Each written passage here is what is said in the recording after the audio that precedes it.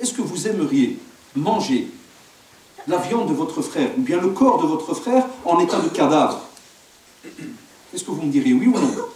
C'est normal, tout le monde va dire non. Et Allah subhanahu wa ta'ala, pour vous montrer que si jamais vous dites non, vous êtes quelqu'un de normal, il répond déjà dans le Coran. Il dit fakari, tout mot. Il répond à votre place. Vous détesteriez cela. Mais dans la réalité, ya shabab, comme on n'est pas des fois de ceux du début du verset, ya ayyuhalladhina amanu, on est des amanu provisoires, nous. Vous savez comment c'est amanu chez nous? Amanu, c'est quand tout va bien. Quand le salaire y rentre, pas de facture, pas de problème, madame qui casse par la tête, tout va bien. Amanu, il n'y a pas de petit là, il n'y a pas d'examen. Tout va bien, on est bien. Mais dès qu'il y a un petit problème qui commence, amanu, qu'est-ce qu'on fait? On le met dans un petit coffre à côté, et là on sort son vrai visage. Et on y va. 1 heure, 2 heures, certains y tiennent 5 heures, certains pendant une semaine sont des fois dans n'importe quoi. Ah, si jamais il y a un petit coup de tête quelque part ou un petit balayage qui arrive à cause d'un problème ou autre, attaque, il redevient de nouveau. Ya Rabbi, Ya Rabbi, Ya Rabbi. C'est comme ça les trucs. Et voilà pourquoi on travaille notre foi tous les jours. Et voilà à quoi sert cette prière. Vous allez me dire quel est le rapport avec la prière et la médisance. Et vous allez comprendre le micmac. Ne pensez pas que mon but était de simplement de venir vous dire ouais c'est haram, c'est haram, c'est haram. Vous le savez. Mais je veux que vous preniez certains sujets qu'il y a autour pour que vous vous disiez tiens, si je suis arrivé à commettre cet acte qui est la médisance, c'est que j'ai un problème par rapport à plein d'autres actes qui sont autour. Tout le monde a prié ici aujourd'hui. Ça, oh là là. Les habitués de la mosquée. Il devrait y avoir combien de personnes ici maintenant? 500, 600, 500, 400, je ne sais pas. 400, on va dire 400. Les 400 qui ont prié, lorsqu'ils ont dit Allahu Akbar, quel poil a bougé chez eux? Qu'est-ce qui a frissonné au fait? Faites des fois des statistiques. C'est dommage que dans les mosquées, on n'a pas des petits jeux comme ça entre nous. Ça, c'est entre frères après une prière. D'ailleurs, chez qui ça a bougé le cœur là aujourd'hui? Qui a senti un frisson? Il y a une autre question où il n'y a plus de réponse depuis des années. Qui a pleuré aujourd'hui dans le Maroc? Ça s'est oublié. Vous avez remarqué jusqu'où on est descendu? Et ça, c'est une preuve très grave. On a peur de cela. Chez les savants, wallah, ils ont peur de cela. Et nous, les élèves, quand on entend cela, on le sent, c'est vrai. Les cœurs ne pleurent plus. Beaucoup de cœurs ne pleurent plus. Et alors que la prière, Allah subhanahu wa ta'ala, de nouveau, hein, mes amis francophones, inna salata, le Coran, il y a des inna dedans. Il y a beaucoup de inna. Pourquoi? Parce que le Coran, c'est une certitude. Et c'est vrai, c'est la parole de qui? D'Allah subhanahu wa ta'ala. Il n'y a aucun doute dedans. Qu'est-ce qu'il dit Allah subhanahu wa ta'ala? Inna salata tanha anil fahsha'i wal munkar. La prière, normalement, et là vous avez un baromètre très très important, les jeunes. Si tu veux savoir si ta prière te ramène ou te rapporte quelque chose, ou a changé en toi quelque chose, wallah, si tu pries, et en sortant, tu arrives à la maison, et tu arrives à faire de la médisance, wallah, et ta prière X est égale, 0. J'en prends la responsabilité de ce que je viens de dire. Vous savez pourquoi? Parce qu'Allah subhanahu wa ta'ala l'a dit. Il a dit que cette prière, normalement, qu'est-ce qu'elle apporte? Que le croyant, jamais il tombe dans la turpitude et la débauche. Jamais. Tanha, impossible qu'elle te pousse vers la débauche et la turpitude. Vous allez dire, comment ça? C'est contradictoire ce que vous dites. Puisque vous avez dit que je prie et je vais faire la médisance. Non, cher frère, chère soeur, tu n'as pas prié. Tu as fait ce qu'on appelle un peu de stretching, par exemple. Et là, tu es venu faire ce qu'on appelle 2-3 mouvements. Tu es monté, tu es descendu, tu t'es plié, tu es revenu. Et la preuve, il y en a même certains, mais qu'on soit honnête les amis, des fois il faut parler carte sur table, qu'on soit honnête. Il y en a même par exemple, c'est peut-être tout bête. C'est peut-être tout bête. Il y en a qui sont peut-être venus forcer. Est-ce que vous en savez?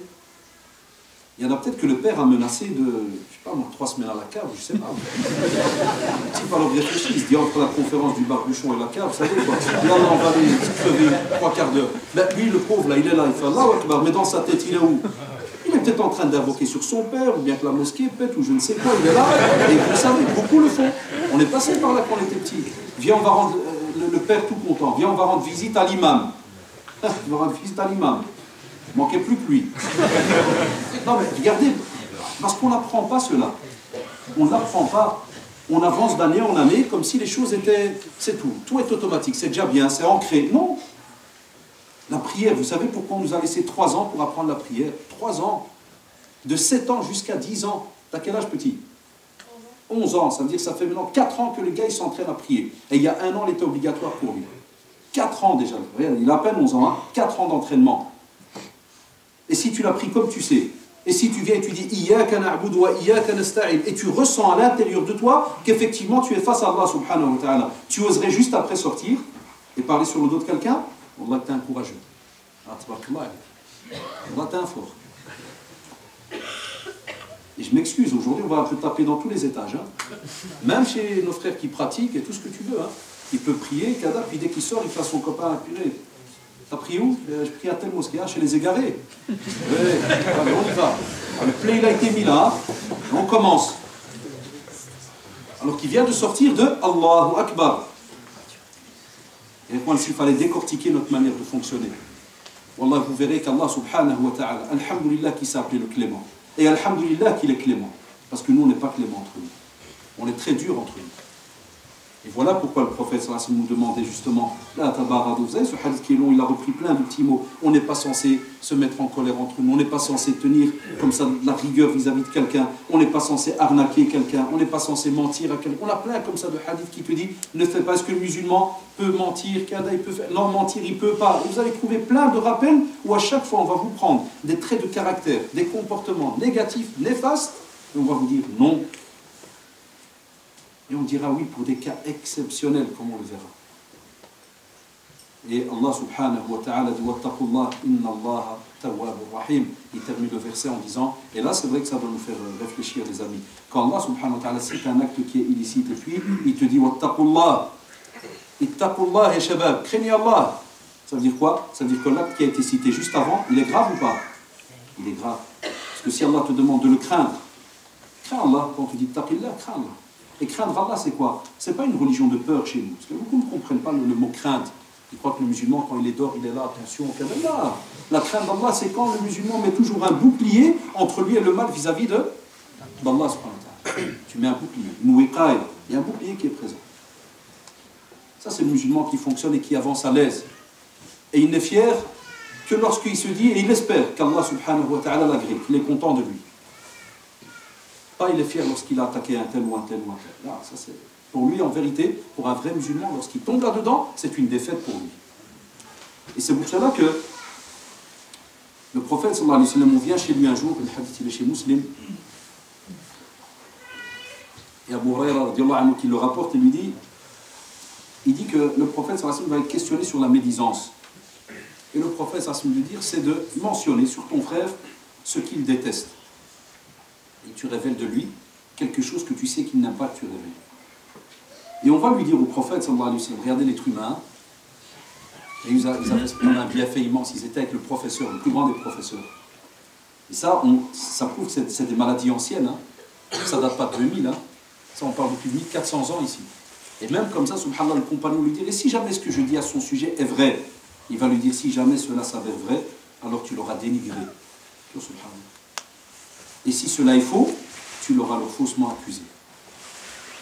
Est-ce que vous avez remarqué, est-ce que le prophète sallallahu alayhi wa sallam lui a ouvert une porte? Est-ce qu'il lui a donné, entre guillemets, une chance là, de parler sur l'autre? Ah ben non. Il lui a dit dans les deux situations. Soit l'un, tu l'auras dénigré, c'est-à-dire si c'est vrai ce qu'il fait, tu l'auras alors cassé, tu l'auras dénigré auprès des autres. Et si jamais c'est faux, il ne le fait pas, tu l'as alors accusé. Donc quoi que tu fasses, tu es dans le mal. Et on est obligé d'aller voir d'autres règles pour savoir quand est-ce qu'on pourra parler. Ça, on va le voir après. Donc vous avez remarqué la situation, comment est-ce qu'elle est. C'est-à-dire, même si tu voudrais me dire, et ça c'est le prophète sallallahu alayhi wa sallam qui te le dit, même si tu voudrais me dire, ouais, mais il y a en lui quelque chose de mauvais, il faut qu'il y ait une raison valable qui fasse que. Ça, on va donner les limites de ces raisons. Ce n'est pas à nous de les déterminer comme ça de notre tête. Et aussi, subhanallah, beaucoup de jeunes ne savent pas que de la médisance, elle provoque des maladies. Et vous savez très bien que certaines maladies, c'est fulgurant. C'est très rapide. Mais les savants nous disent que, subhanallah, pour la médisance, elle provoque des maladies, mais ça se fait à long terme et petit à petit. Et c'est ça qui est plus dangereux. Je ne sais pas si vous êtes bien connectés. Hein. Quand une maladie est fulgurante, à la seconde, tu sais ce qu'il y a. On prend le médicament, et on arrange. Mais quand une maladie te mange petit à petit et qu'on ne sait toujours pas, ou bien des fois qu'on ne remarque même pas, là c'est très dangereux. Parce que quand une maladie t'a touché pendant 5 ans, 10 ans, avant d'éradiquer cela, wallah, c'est très difficile, les shabab. C'est pour ça qu'Allah subhanahu wa ta'ala nous prévient bientôt. Et on est censé très tôt expliquer cela à nos enfants. Très très tôt. Même entre eux. Même lorsqu'il vient, vous savez, des fois il y a des parents, quand le petit vient raconter un truc là sur son frère, qu'est-ce qu'on dit pour rigoler des fois? Shkem, balance. Non, il vient de faire de la médisance. C'est pas une histoire de shkem ça. Mais nous dans nos familles, c'est une habitude. Il vient, il raconte, shkem, allez, c'est. Et on le renvoie à la reine. Comme ça le frère est tue. On leur a rien appris. Qu'est-ce que ça a provoqué? De la haine de l'autre qui a été accusé et lui. C'est pour cela que, subhanallah, ce genre de choses, il faut l'inculquer à nos enfants depuis qu'ils sont petits. Même quand ils viennent te raconter quelque chose d'un cousin, d'un petit cousin, même des choses que vous, ça vous paraît anodin. Ça veut dire, entre guillemets, ça paraît tout bête. C'est jamais bête, Yashamel.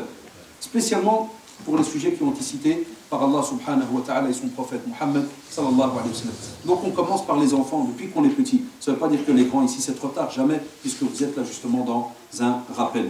On vous dit subhanallah, parmi ce que provoque cette maladie, et comme vous le savez le temps est assez court et rapide, donc on va essayer de faire assez vite. On vous dit que celui donc qui, subhanallah, pratique la médisance, un des châtiments qu'il aura, il y aura une sorte de nourriture qui sera, entre guillemets, muntina, sale, mauvaise. Et vous allez voir que le prophète, sallallahu alayhi wa sallam, lorsqu'il a fait l'Isra ou le Mi'raj, le voyage nocturne, il a vu certains châtiments. Et il a vu des personnes qui avaient, subhanallah, des ongles en cuivre et qui s'arrachaient la peau. Et il va demander, il va être étonné, c'est qui ceux-là?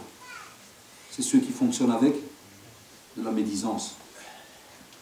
Maintenant, quelqu'un d'entre nous pourrait se dire avec cette phrase qu'on vient de citer, par exemple, ouais, on va manger une nourriture qui est dégueulasse. Ouais.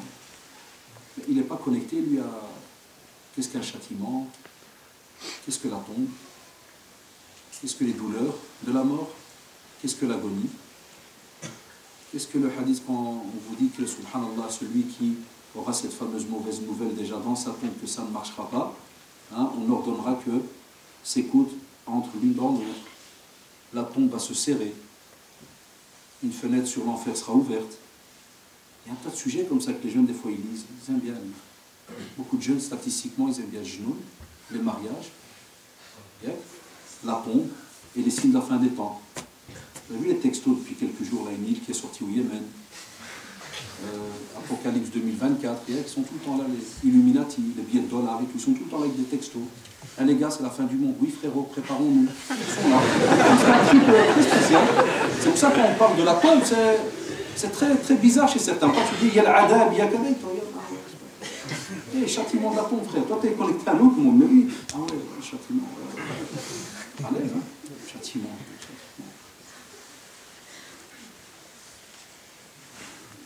Je dis souvent à certains d'entre nous, qui sont encore conscients, et qui savent qu'ils commettent certaines erreurs, quand tu vas dormir le soir, ferme la lumière, étale-toi bien droit sur ton lit, regarde le plafond et réfléchis. Pose-toi une bête question, si jamais c'était ma dernière seconde sur Terre. Pose-toi cette bête question. Si c'était ma dernière seconde sur Terre, qu'est-ce que je raconterais? Faites le soir, vous allez voir. Est-ce que mon dossier est clean, tout va bien? Et là, tu vas comprendre qu'une fois que tu seras dans un noir très spécial, où tu entendras encore les pas de ceux qui vont te laisser et qui vont t'oublier dans 3-4 jours maximum, t'inquiète, tu seras vite oublié, spécialement une fois que ton argent est partagé. À ce moment-là, tu vas comprendre que c'est pas facile. Donc lorsque je vais vous parler comme ça de certaines choses qu'on va avoir, essayez. Je sais que c'est pas facile parce qu'on n'a pas goûté à cela. Mais certains, et vous avez déjà entendu certains professeurs vous dire, par exemple, d'après les textes qu'on a, hein, certains anciens, vous savez ce qu'ils faisaient? Je ne vous demande pas d'aller faire ça ce soir et de cramer la maison, hein, mais vous allez me comprendre. Certains anciens, par exemple, s'il fallait donner la même image qu'aujourd'hui, vous savez ce qu'ils faisaient, subhanallah? Il sortait sa langue, c'était bien, il sortait sa langue, il prenait un briquet, il y a une allumette, il ouvre, et il sort sa langue. Attention, il ne faut pas aller le faire, c'est un exemple. Parce qu'aujourd'hui, il y a certains qui vont encore aller faire des louina. Il sort sa langue, et puis il passe le briquet un petit peu pas loin de la langue. Ça chauffe ou pas? Ça chauffe. Il ferme le briquet, puis il dit à sa langue, retiens-toi, tu as intérêt à te retenir, parce que voilà ce qui t'attend fois 1000 plus tard. Ou bien fois 10 000. Parce que vous savez très bien que le calcul n'est pas faisable ici sur Terre. Pour savoir comment est-ce que c'est Jahannam, on ne sait pas. Donc regardez, là tu trouves ça dans certains livres qui parlaient de quelle était la pratique et la piété des anciens. Donc il sort sa langue, il prend un petit brûle de feu là, il a une petite braise, il la met en dessous et il essaye de chauffer sa langue pour lui dire voilà, regarde, tu continues à parler dans le vide, voilà ce qui t'attendra, si pas pire. Un autre raconte, subhanallah, qu'il avait dans sa maison, donc dans son petit patelin là, il avait creusé un trou, donc une tombe, et elle était couverte d'une plaque. C'est des histoires qui ont des 600, 700 ans, hein, c'est très ancien. Et il disait que lorsqu'il sentait que ça n'allait pas, il commençait un peu à dévier, qu'il sortait la nuit très très tard, et il se couchait dans la tombe là, et il refermait la plaque sur lui, et il disait que je ne tenais maximum pas plus de 5 à 10 minutes de peur. Et il ressort, il dit alhamdoulilah, il retourne en courant chez lui. Et il disait plus jamais. Donc on ne doit pas sous-estimer quand on entend bien qu'on lit qu'il y a quelque chose qui nous attend demain. Mais alhamdoulilah, ces choses-là, ce n'est pas pour nous faire peur journalièrement. Non, non. Ça, c'est plus pour nous dire qu'il vaut mieux prévenir que guérir. Voilà, on te prévient que, mais si tu es un bon, tu es quelqu'un de bien, il n'y a pas besoin de penser à ces choses-là. Alhamdoulilah. Ces choses-là sont bien pour nous rappeler, nous dire fais attention. Ne sois pas comme ça sûr de toi à tout moment. Il faut rester aux aguets, là. Il faut surveiller. On te dit aussi, subhanallah, que la lumière, ça c'est testé, ça. Ça, il y a, dans notre métier, on le voit. Je m'excuse de le dire, mais on le voit. On dit que la lumière qu'il y avait sur le visage de la personne, elle le quitte. Certains maintenant pourraient ne pas remarquer sans yeux. J'ai un copain, vous êtes puré, même pas allé depuis 20 ans, jamais changé de couleur. Vous voyez des lumières, vous les imams. Vous serez étonnés. On va demander à certains qui sont habitués dans le domaine de la religion, quand vous aviez une personne qui était bien droite, et puis elle a commencé à toucher au haram, Wallah, et des fois, et Dieu en est témoin, tu vois soit un visage, soit un regard obscur. Vous ne savez pas ce que c'est. Certains ont peut-être déjà vu ça. Wallah. Et ils le disent, tu dis, subhanallah, le visage d'un tel a changé, ou d'une telle elle a changé. Ça, les savants sont unanimes de dire que l'on voit la trace des mauvaises actions sur le visage de certains, subhanallah. Qu'Allah subhanahu wa ta'ala nous en préserve.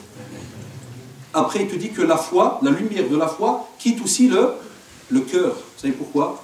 Parce que comme il a été précisé par le prophète, vous voyez ce cœur, ce récipient, il est pur à la base. Et puis on va commencer à le salir, à le noircir, point par point, jusqu'à ce qu'il ait ou qu'il soit enveloppé. Une fois qu'il est enveloppé, qu'est-ce qu'on vous dit? Est-ce que la lumière du Coran peut y entrer? Là. Est-ce que la lumière de la parole d'Allah subhanahu wa ta'ala peut y entrer? Là. Parce que c'est un cœur qui est cadenassé. En fait, c'est un qalb qui est complètement fermé. Il ne reçoit pas de message. Donc on ne peut pas sous-estimer, subhanallah, la gravité de certains actes que l'on fait. Parce que des fois, on peut médire, on peut parler sur d'autres quelqu'un, et on croit que c'est fini. On vient de le faire, au revoir, il n'y a pas de trace. Allah subhanahu wa ta'ala te donne sa parole. Il y aura une trace sur toi. D'office, ya shabab. Voilà pourquoi je vous ai dit tout à l'heure, ça peut venir à long terme. Tu te ressaisis, tu demandes pardon à Allah subhanahu wa ta'ala, tu te repens, et ainsi de suite. Alhamdulillah, c'est bien, tu repars. Et la bonne action efface la mauvaise. Et quand tu gardes l'habitude et tu es parti de cette manière-là, là c'est foutu. On te dit aussi, subhanallah, il ne t'est pas pardonné jusqu'à ce que tu ailles demander pardon à celui sur qui tu as parlé. C'est la beauté de cette religion. Chez nous, il n'y a pas, je rentre à la maison, donc j'ai parlé sur d'autres quelqu'un, puis dès que je rentre, je fais, on va réfléchir, c'est vrai, j'aurais pas dû parler. Et il rentre, il dort, il mange un plat, tranquille, il se lève le matin, comme si de rien n'était. Ça, c'est un pardon que tu viens de faire, qui est sûrement sincère entre toi et Allah subhanahu wa ta'ala, mais Allah subhanahu wa ta'ala, par le biais du prophète sallallahu alayhi wa sallam, t'impose que justement, dans les conditions du repentir, tu dois retourner chez la personne. Et ça, vous savez pourquoi? Et c'est bien, Allah, on est content qu'il y a ces règles. Vous savez pourquoi? Parce que ça aide à poncer ton âme. Ça aide à travailler ton âme, à lui dire, voilà, c'est toi qui as fait la petite maline avec moi, là, tu m'as poussé, toi, l'âme, là. Ah, tu m'as poussé. Eh bien, on va les retourner à deux. Parce qu'on a honte de retourner chez quelqu'un sur qui on a parlé. Facile ou pas? Très difficile. On n'ose pas. Mais est-ce qu'on a eu facile à parler? On a eu très facile à parler. Mais toi, ce qui doit t'intéresser, chers frères et chères sœurs, Wallah, ce qui doit vous intéresser, c'est le jour où vous allez rencontrer Allah subhanahu wa ta'ala. Vous ne voudriez pas qu'on ouvre les archives et que dans les archives, il y a dedans 50 ou 100 noms de personnes qui, dès que tu vas te retourner, sont derrière toi. Tous ceux sur qui tu as parlé. Est-ce que tu es déjà sûr d'entrer au paradis? Comme on dit chez nous souvent, le Walidin, il dira ta tête à toi, il n'y a pas de garantie encore. Et toi, tu t'es mis déjà sur le dos, le dossier de 200 personnes. Et imaginez-vous sur une vie de 50 ans, 60 ans, 70 ans. Ah, combien t'as snipé là, le type? Combien? Calcul. Vous voyez pourquoi c'est de la longueur? C'est du long terme. Parce qu'on oublie. Mais Allah subhanahu wa ta'ala n'oublie pas. Et il est tellement clément qu'il nous a mis des témoins avec nous. Il y a des anges qui écrivent tout. Et on dira le jugement dernier, Mali hadal kitab. On va être choqués quand on verra ces archives qui vont vraiment nous sortir tous les petits détails. Certains d'entre nous vont être choqués, diront ils n'ont rien laissé. Ni kabira, ni saghira, rien, aucun petit détail, ni grand détail. Tout a été encodé. Tout. On te dit aussi, c'est un mal qui casse les familles. Et vous savez très bien combien de familles, à nous aujourd'hui, subhanallah, sont des fois dans la cassure depuis des années. Ne se parlent plus. À cause comme ça de médisances, de rumeurs qui ont été lâchées, de paroles comme ça sur le dos de quelqu'un alors qu'il y a 2 minutes on rigolait devant lui. Souvent on fait ça de l'argent. Et on ne calcule pas que ces familles-là, subhanallah, sont des familles qui sont censées normalement rester ensemble, qui sont censées aussi se retrouver plus tard de génération en génération. Est-ce qu'on y pense, les gars? Tes enfants sont censés grandir avec leurs cousins et ainsi de suite. Nous, des fois, les adultes commettent des bêtises et puis qui paye? Les enfants payent.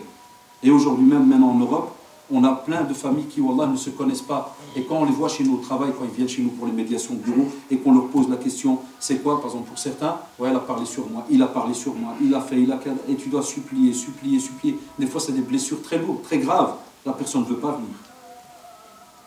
D'autres, c'est entre oncles, entre frères, vous savez, des grands frères. Et qu'est-ce qu'on fait alors? Parce qu'il a parlé sur son frère, eh bien, on dit aux enfants, wallah, si je te vois aller chez ton oncle, je te coupe la tête. Ne pas l'épée ton oncle. Qu'est-ce qu'il a à voir, l'enfant? Voilà pourquoi les savants mettent aussi en garde.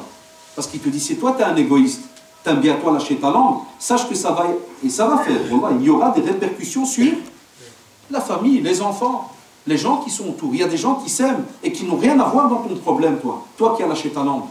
Il y a des gens qui n'ont rien à voir dans ce problème. Et je suis sûr que parmi vous ici, il y aura peut-être dans les questions des personnes qui le subissent. Et chaque fois que je fais ce sujet, on me le dit, on dit, voilà, mon père ou bien un tel, ou mon oncle, il a un problème avec mon père. Mon père l'accuse qu'il a dit quelque chose sur lui. Et mon oncle dit, wallah, je ne l'ai pas dit. Mon père, il dit non, c'est il a dit. Virgule, mon père me dit, tu ne peux pas voir ton oncle. Et moi, j'aime mon oncle. Qu'est-ce que je parlais en cachette? Et alors, va lui répondre. On ne pense pas plus loin, subhanallah. Et les mises en garde sont là, comme vous le savez. Sachez aussi que, subhanallah, de la médisance, elle provoque aussi la perte de la société. Ça, on n'imagine pas aussi. Parce que si Allah subhanahu wa ta'ala a dit Ya ayyuhalladhina amanu, il a parlé au singulier ou au pluriel? Il a parlé au pluriel. Donc certains professeurs, lorsqu'ils font du tafsir contemporain, pour essayer de donner des leçons même par rapport à ce qui se passe autour de nous, ils disent faites attention. Parce que lorsqu'Allah subhanahu wa ta'ala appelle au pluriel tous les croyants, ça veut dire que le sujet qui va venir touche la société dans son ensemble. Est-ce qu'on y pense? On ne pense pas. Elle touche la société dans son ensemble. Et on va même plus loin.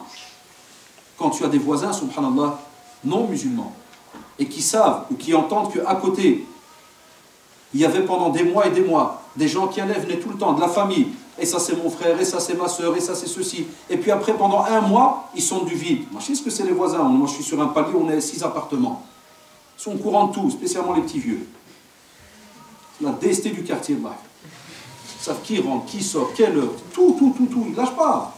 Pas une seconde.